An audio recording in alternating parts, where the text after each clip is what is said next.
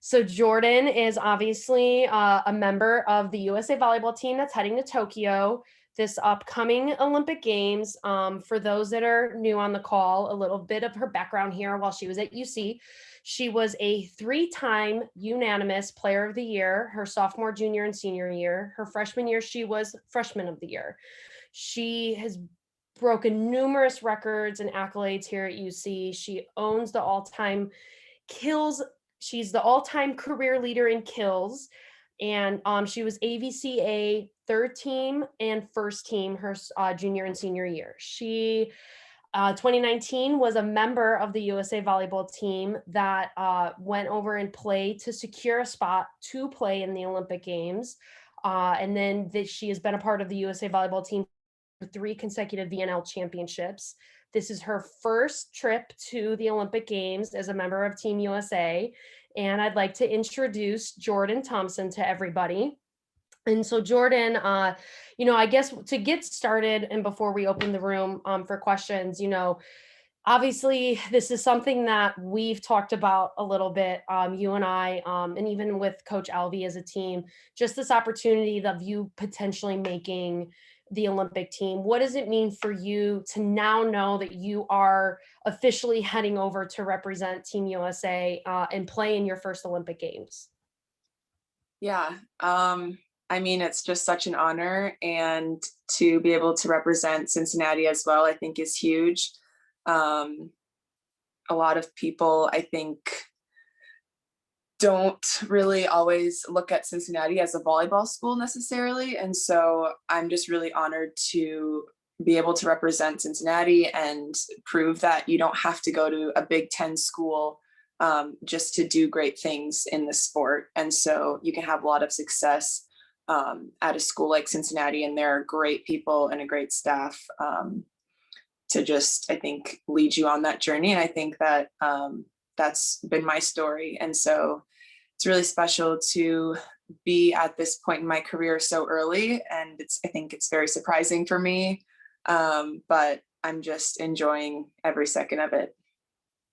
Well, I'll speak. I don't think it's surprising, only because I got to watch you and really, kind of, I've seen it in you since day one. So it's not surprising to me, but congratulations again.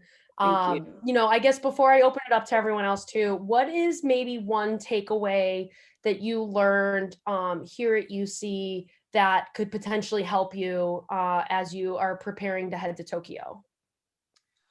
I think just the little things that I've learned, I think that help to take me to the next level and to help me be the best team player that I can be. At Cincinnati, I was always a really fired up player. I always got really excited, and I loved to cheer my team on, whether that was off the court or on the court. And so I think that's something that helps to, I guess, set me apart a little bit. And I think that's helped me to get to where I am today. I think, having that high energy is something that my teammates appreciate, and I like to get people pumped up, and I want to be everybody's biggest cheerleader. And so I've really just tried to bring that into my role on the national team. That's awesome. All right, so I'm going to open it up now. Keith Jenkins from the Inquirer is up first. Hey, Jordan, congratulations. Thank you. I spoke with Molly earlier, and she had a lot of awesome things to say about you, obviously. If I may ask you a two-parter. One, why UC? Why was that the destination for you? And then also, with every step that you're taking, you really have the entire program on your back. Like the greater you become and the greater things that you do, you're such a great model for success that Molly can build her program on. How important is that for you? So why Cincinnati, and how important is it that you are having this entire program on your back?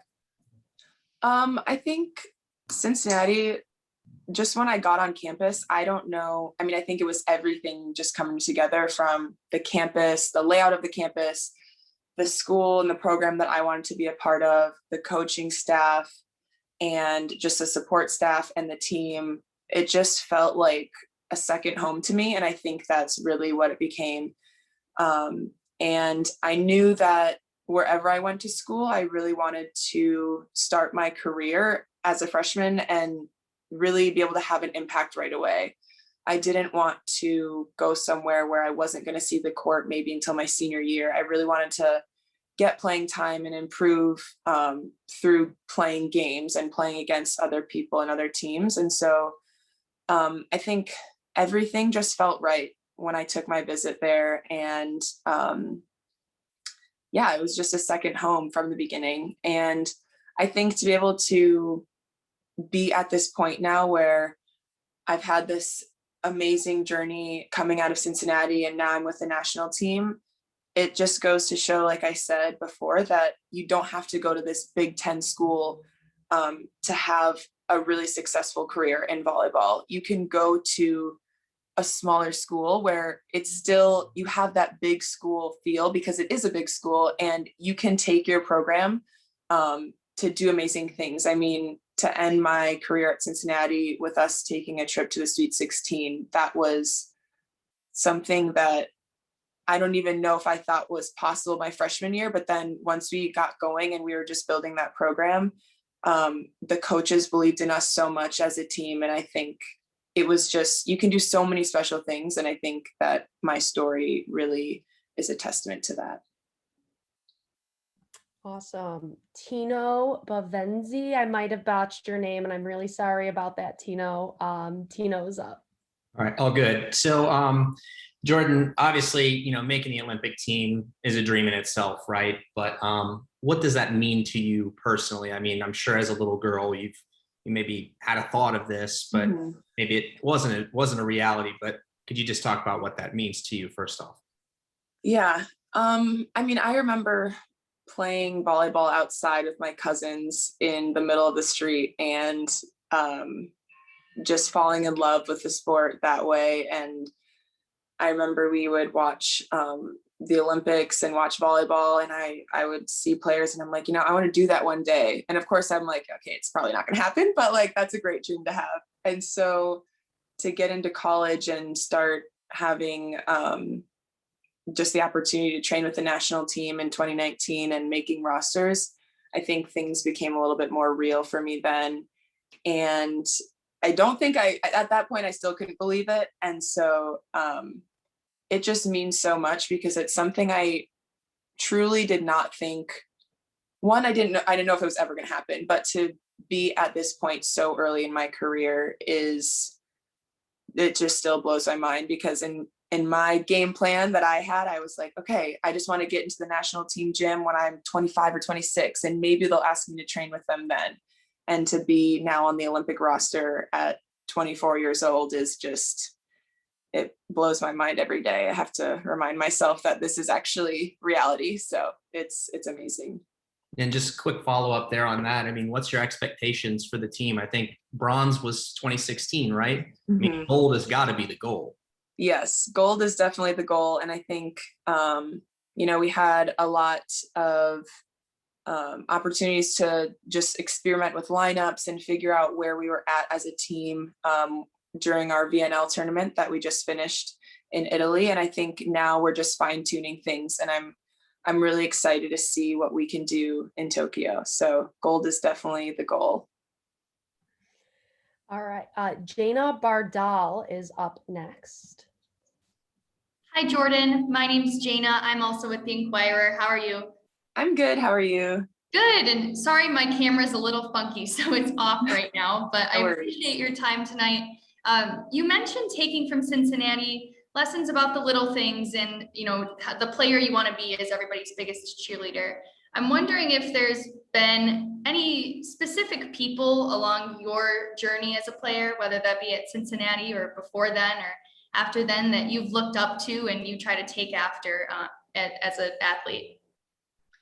Yeah. I think the first person that comes to mind is actually my captain my freshman year of high school. When I made varsity, I was, again, not expecting that. And I think that was the first time a coach truly believed in me and believed in my potential and saw potential in me. And so Emma Pichet, she just, I think, instilled confidence in me, and she was the first player to, I think, take me under her wing. And I don't even know if she remembers me anymore, but I always just think of her and how she really helped to just give me confidence as a player and just to believe in myself. And I think she was such a big cheerleader on our team, and she always encouraged us. And so that really stuck with me throughout my whole career. Awesome. Betsy Ross is up next. Thank you, Megan. Jordan, congratulations on heading to the Olympics. When you played at UC, you absolutely dominated the court. What have you found is the difference between the collegiate game and the international game? Yeah, that's a really good question. Obviously, there are so many differences, but I think the biggest thing is that you're playing with women who, like grown women who have been playing the game for like as long as I've been alive. And so you don't have to be the biggest and baddest player and jump the highest, because these women are so incredibly smart and so talented. And so I think it's really taught me that the game isn't always about who's the most physical. And you can outsmart people and outsmart teams. And I think that's just something you don't see as much at the collegiate level. And also just the speed of the game. I remember going from high school to college and thinking, oh my gosh, this is so fast. And then I got in the gym with the national team, and they're running probably the fastest offense in the world. And I was like a chicken with my head cut off. And so those are, I think, are the two biggest differences between the professional level and the collegiate level.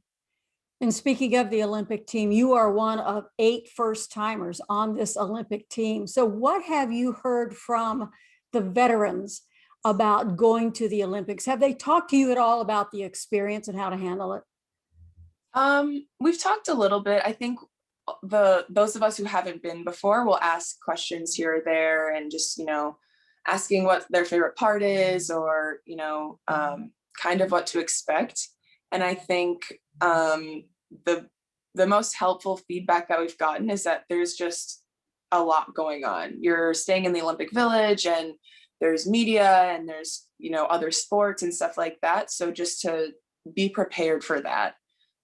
Because when we go to tournaments, we are just with volleyball teams. And so there aren't all these other distractions and things that could keep you up at night or whatever it may be. And so I think that's, as odd as it may sound, the biggest takeaway that I think they've been able to give us. And so, and just the fact that it's such an incredible experience. And once they all say, once you do it once, you're going to want to do it again. So that's interesting. Jordan, thank you so much. Good luck. Thank you. All right. Justin Williams is up next. Jordan, this is obviously taking place a year later than it was supposed to. How did that difference in time impact maybe the whole process and your role on the team, and maybe your journey to it as well?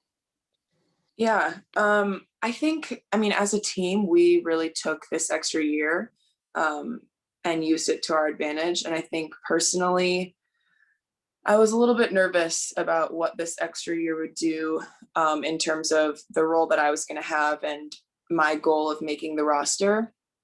But I think obviously everything worked out, and it was so beneficial to have this extra year because I got another season overseas, and I just was able to see the game at this level for a longer period of time. And I think that was just so valuable for me.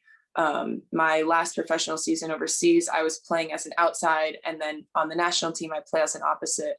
So I was really nervous coming back to the national team gym this summer and wondering how it was going to look, since I haven't played opposite for, I think, almost like 8 or 9 months. And so I was pretty nervous, but I think I was able to just gain confidence as a professional volleyball player and know that I can play at this level and I can have success at this level. And so I think as nervous as I was once I heard the Olympics were postponed for a year, I think it was just so beneficial for me.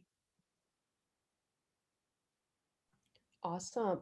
Caleb is up next.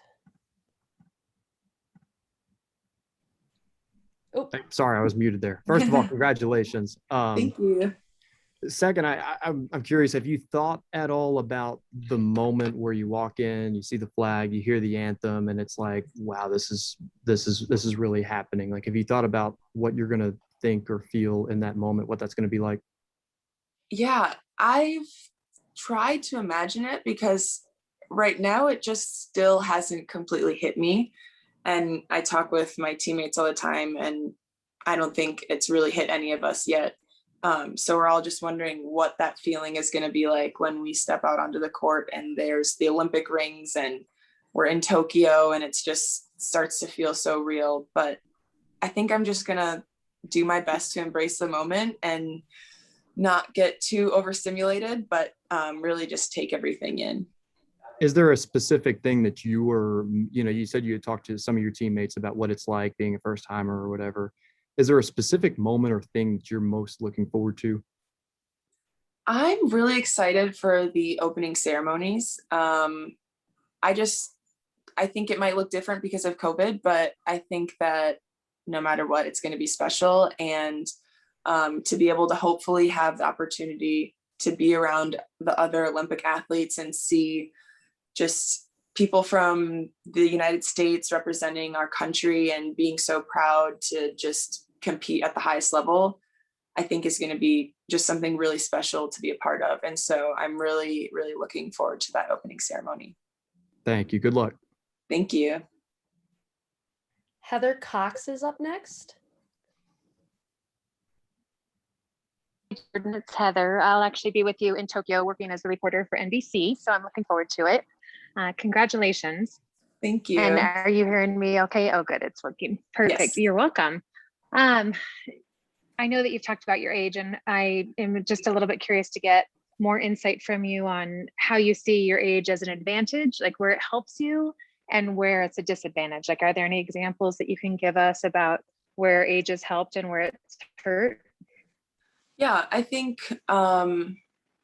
it's definitely helped in just the sense that I feel energetic and youthful. Not to say that when you're older, you don't have that same energy, but I think everything's just so exciting and new. And so I think that always just brings more energy for me personally.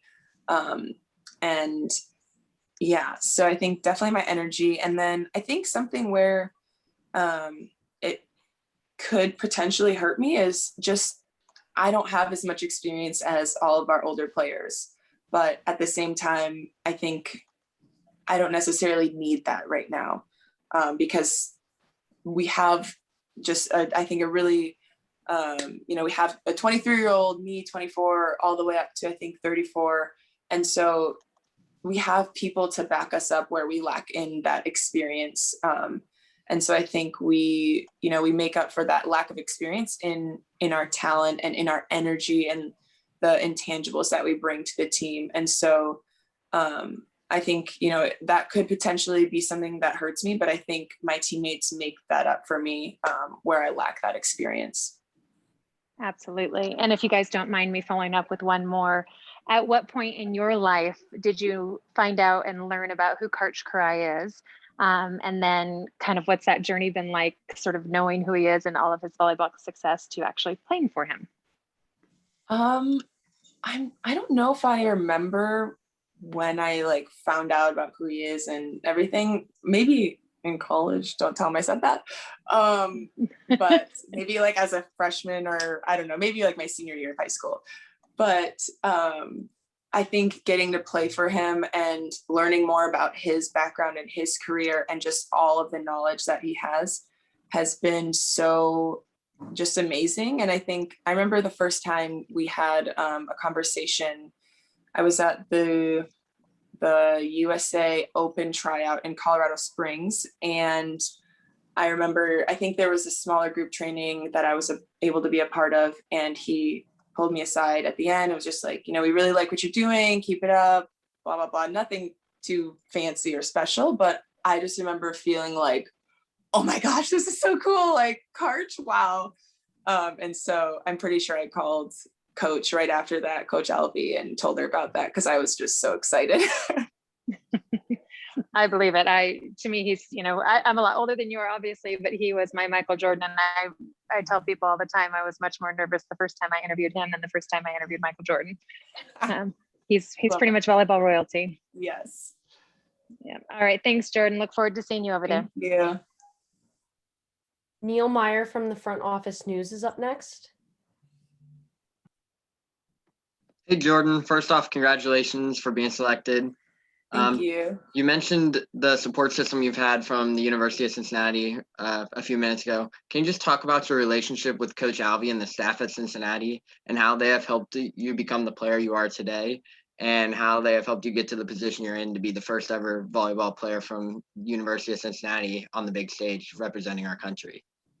Yeah, I think, from day one, they saw potential in me that I didn't see in myself. And I think they just pushed me every day in practice to draw that potential out and just to help show me just what I was capable of. And I think just to have coaches like that, you can't go wrong. They're the best coaches in college volleyball, and they just, our relationship off the court even, I think, just helped me become a better player and a better person. There are so many life lessons that Coach taught me, and, she was there for me with whatever I needed. And so I think when you have that relationship with your coaching staff off the court, once you get on the court, there's just complete and total trust. And so I know what they're telling me and the direction that they're giving me is always for my betterment. And so I think, I hit the jackpot with them, and I'm just so thankful for everything that they've done for me and the rest of our staff at Cincinnati. Everybody has always been so good to me and has always pushed me to be better and to be my best and to reach my potential. And I think it's just, where I'm at now is because of people at Cincinnati and Coach White and Coach Kevin just pushing me every day. Awesome. Thank you. Thank you. George Vogel from Channel 5 is up next. Hey, Jordan, thanks for doing this. Congrats. Number one, your family has had a lot of success.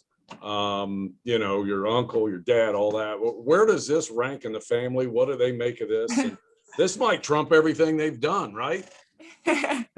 Yeah, I think, my whole family has been so supportive and obviously really proud. And so I'm happy to kind of carry this legacy of athleticism on and try and do my part to hold that up in the family. But I think, the support I've had from them and being able to talk to my dad, who's played overseas professionally, has been so huge throughout my career so far, because he gets it and he knows the ins and the outs. And so whenever I'm struggling with something, I can call him and he's like, yep, that was the exact same for me. And so it's really special to be able to have that bond with my dad. And my uncle is no longer here with us, but I know is definitely very proud. And when I was in high school, he was always so supportive, and throughout college and stuff like that, he was always so supportive. And so I'm just really thankful for all of their support.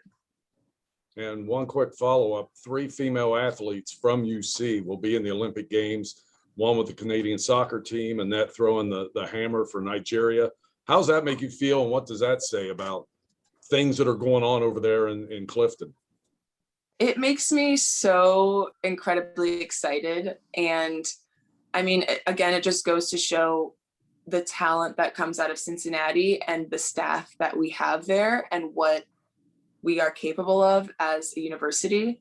And I think there's just so much more to come out of Cincinnati. And there's so much talent going in, so there's only greatness coming out. And I'm just so excited for them, and I can't wait to cheer them on. I reached out to Annette a couple weeks ago and just let her know that I was supporting her. I'm so excited for her. And so it's just, I mean, it's incredible. And I think to be able to all be there at the same time, I hope that we get to cross paths because that would be really special. Thank you. Good luck and have fun there. Thank you. Gary Miller is up next. Hey, Jordan, congratulations. Thanks for doing this. Obviously, you met your husband, Blake, who was playing football for the Bearcats. What kind of inspiration and support system has he been for you, and will he be able to join you over there in Tokyo?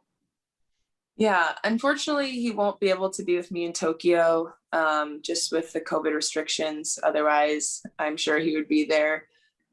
He has been my biggest fan throughout all of this. And I told him before we started dating, I was like, I want to pursue volleyball as a profession. And he was like, I'm with you. I'm supporting you 100% of the time. And so he's been really huge. I've definitely leaned on him a lot, and he's kind of been my sounding board and been there for me every step of the way. He was over in Turkey with me while I was playing there this past season. And so again, to have, you know, somebody who knows sports and who understands the struggles and the highs and the lows, that's been really special for just to have him with me through all of this. And he's been so supportive. Keith Jenkins from the Inquirer is up again. Hey, Jordan, so I'm curious, as someone who really took full advantage of her opportunity in college and carved out a great name for yourself and has led to all of these amazing things for you, the name, image, and likeness thing, I mean, that's something that you really could have taken advantage of while you were in school. Do you have any thoughts on now how college athletes can now take advantage of their work on the field and how they can make some money off of it? Yeah, I mean, I think that's really exciting for athletes. You know, being a student athlete, it's difficult to try and balance a job and athletics and school. I never even tried because I knew that was going to be really, really difficult.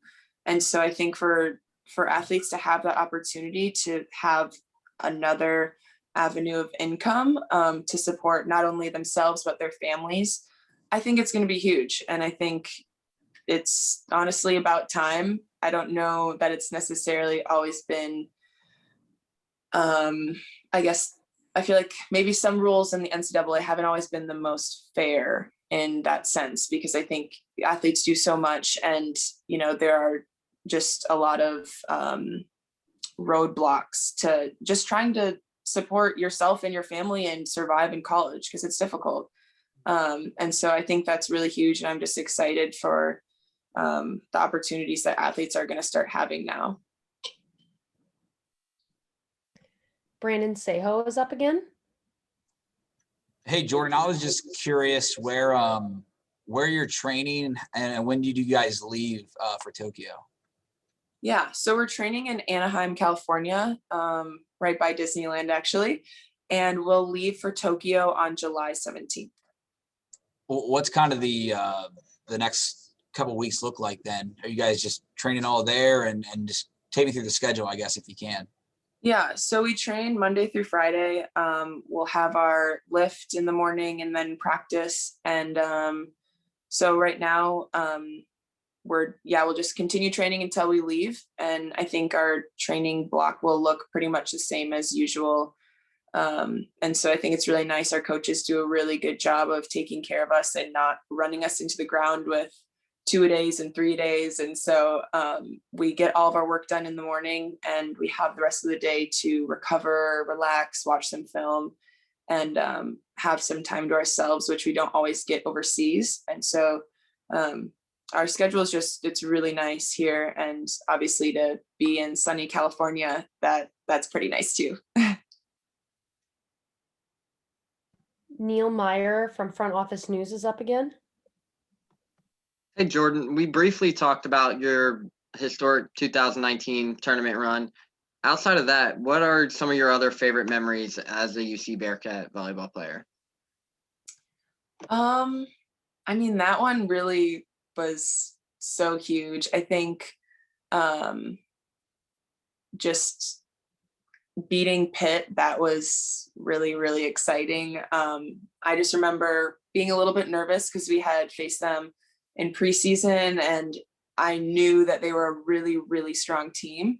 And so I knew that we were going to have a really good game and just, play our best. And I think we did that. And I just remember that last point, setting Maria Mallon back row. And I was so nervous. I was like, please just get a kill.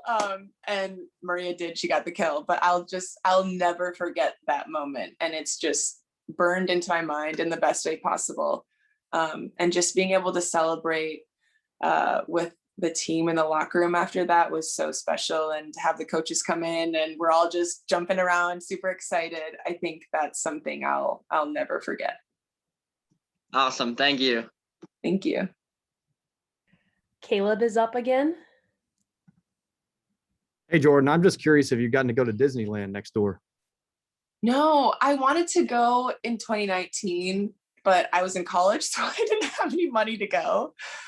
So that's when the whole NIL stuff might have been convenient, have some extra cash to go. But yeah, I haven't been able to go. And because of COVID and stuff, I didn't want to risk it this summer. So I'm hoping next summer is my chance to finally go to Disneyland. Well, hopefully they're saying what after the end of the game, we're going to Disneyland. Yeah. Heather Cox from NBC Sports is up again.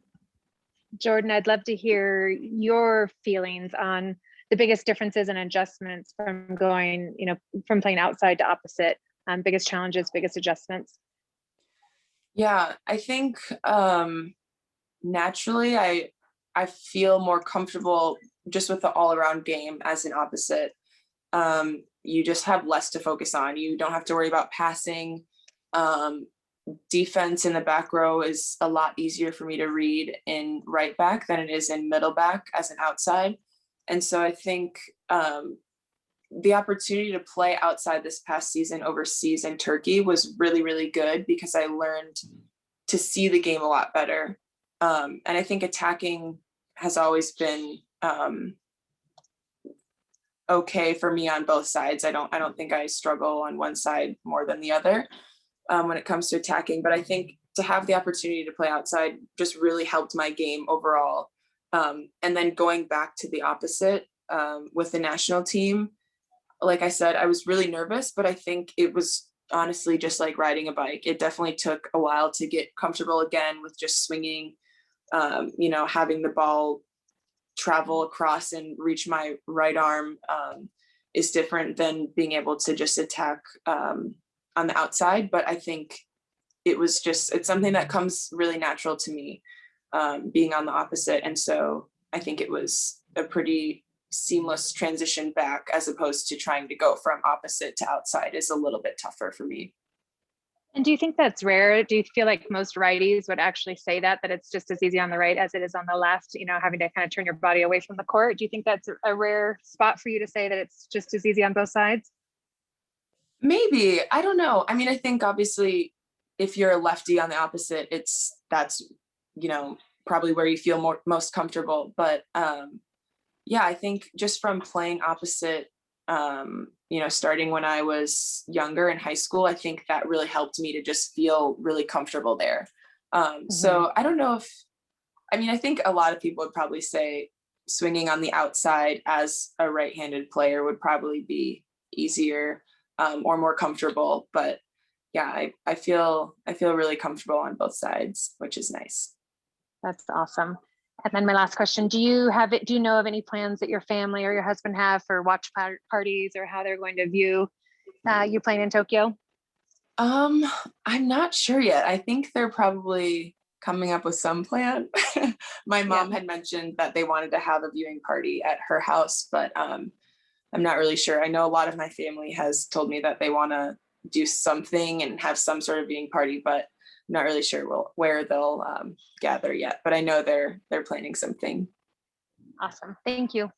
Thank you. All right, we've got one more question from Tino Bovenzi. I just wanted to touch on this COVID protocols, because you said things are tighter. You can't have people come. But what's your philosophy with, have you been vaccinated? How do you plan to keep yourself protected, the health of the team, so on? Because say somebody does go down with COVID, somebody's got to step up, or, that whole challenge and dynamic. So what's your philosophy on that, how you're going to? Yeah, so I think, I guess our approach as a program, I'm pretty sure all of us are vaccinated fully by now. And we just want to keep our bubble really tight. And so we've all been taking extra precautions. Not when we go, if we want to go out to eat, we're always outdoors 6 feet apart from other people who are eating. And we're always wearing our masks and stuff like that when we're outside of the gym. And so we've tried really, really hard, and we've been really successful so far in keeping our bubble really tight and COVID free. And so I think, we're doing everything that we can to stay safe, and we're definitely just trying to do our part and not get COVID, because, it's unfortunate that just a positive test, whether you have symptoms or not, could prevent you from playing at the Olympics. But we know that that's the reality. And so we're trying to do everything we can to steer clear of that. Thank you. Yeah. I guess speaking on that, Jordan, have they given you guys any protocols ahead of heading to Tokyo on what you can and can't do once you're over there? Not yet. We haven't heard a ton about what it will necessarily be like in the Olympic Village. We know that there will definitely be like some sort of, I don't know how to describe it. I don't want to say tracking, because that sounds so terrible, but just for like social distancing and making sure that if we were next to somebody, just I guess for like contact tracing is what I'm trying to say.